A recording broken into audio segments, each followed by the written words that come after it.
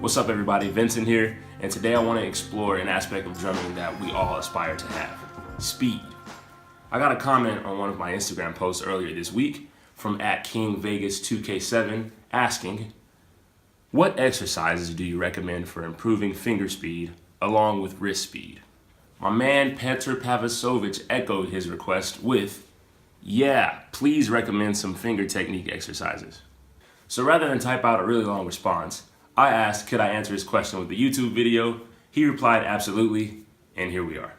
Now before we get down to the nitty gritty, we need to review a few rules of thumb about general technique. Number 1, stay relaxed. Shoulders, arms, forearms, fingers, they all need to be comfortable. Number 2, hold the sticks, but don't squeeze. This will affect your ability to play faster. Number 3, you need a secure fulcrum and loose but not flailing back fingers. You want the stick to be able to breathe and rebound freely. Number 4, initiate from the wrist and let the forearm follow through naturally. Again, it should feel comfortable. Remember, the sticks are an extension of your body. Work with them, not against them. Now we can talk about speed.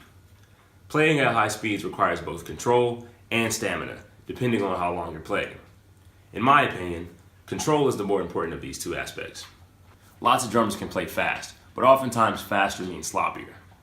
Control is what makes what we play sound clean. Take some of the greats for example. Dave Garibaldi, Steve Gadd, Buddy Rich. These are guys who can sit behind a kit and burn it up for hours at a time. And this isn't because they have some sort of magical talent, it's just that they've mastered the aspect of control. Take this exercise for example.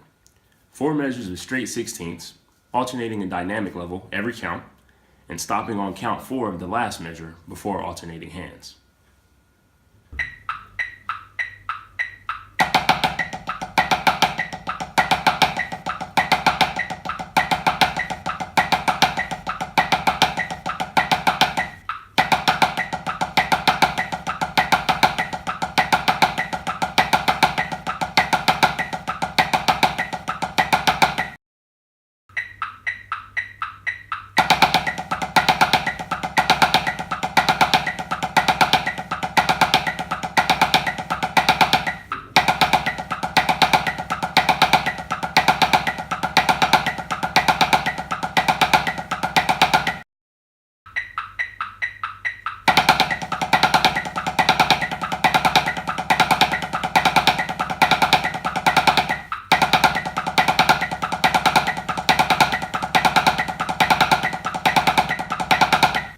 This exercise uses 3 different stroke types: rebound strokes, control strokes, and upstrokes. Rebound strokes require you to stay relaxed and let the stick move you. Control strokes require you to engage the back fingers just enough to stop the stick after connecting with the drum. Upstrokes happen between controlled and rebound strokes and require you to somewhat help the stick back up from the end position of a control stroke to the start position of a rebound stroke. Putting all 3 strokes together at any speed requires a great deal of control, so don't start out at a hot and spicy tempo. If you can't play it slow, you'll never play it fast, so work your way up from the bottom. Now, as speed increases, the amount of body parts involved decreases, and this is where stamina comes into play. Stamina is the second component of speed and works together directly in conjunction with control. The more control you have, the less energy you have to exert, and the less energy you exert, the longer you can last. Too often we see the Dave Garibaldis and the Steve Gadds punching out these single stroke rolls for like 30 seconds. And you're like, how does he do that? It's all in the fingers. When playing at slower speeds, the workload is dispersed throughout the entirety of the limb, the arms, the wrists, the hands, the fingers. But as you speed up, you also need to increase the efficiency of motion by using only what you need to complete the task, your fingers. The catch here is that the workload that was originally spread across your entire arm now rests solely on your back fingers, and this is why stamina is important. Here's a really good exercise to build finger strength and stamina. 4 measures total: 16ths, 30 seconds, 16ths, 30 seconds. But this time, stop on count 4 of the 30 seconds. The order is right, alternating, right, alternating. On the repeat, play it off the left hand.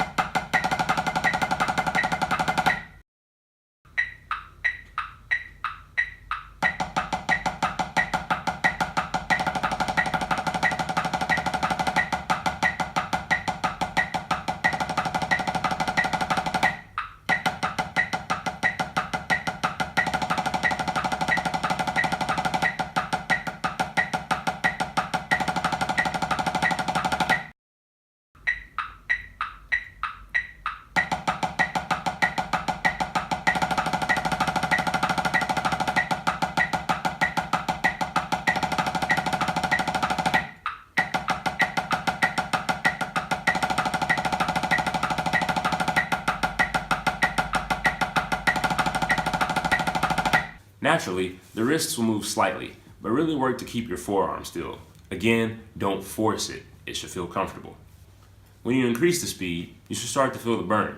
That means you're doing it right. It's kind of like Listerine. Burning is good. Here's one final exercise. This one combines the 3 wrist-based strokes that we talked about and the finger technique.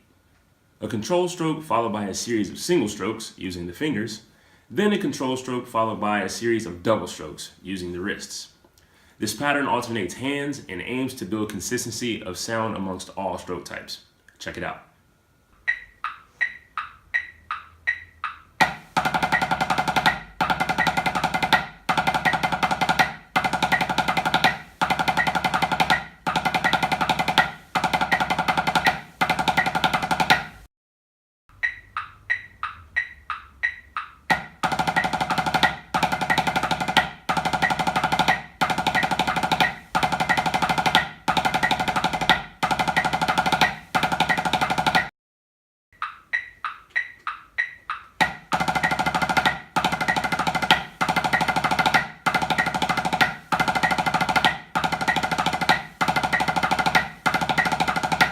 These aren't the only ways to build speed, but I have found these exercises to be extremely effective. They're easy enough for beginners and advanced players, and they use the most fundamental techniques to address this issue that so many of us find difficult.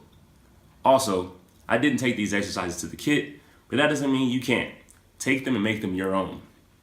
Big thanks to King Vegas 2K7 and my man Petzer for the questions. I hope I was able to provide you guys with some solid information that you can apply to your own playing. If you enjoyed this video or found any of the information to be useful, be sure to subscribe and tell a friend who could benefit from more content like this. Again, I have really big news coming up, so make sure you guys stay tuned for that. Thanks for watching. I'm Vinson McMurtery. Have fun. Play drums.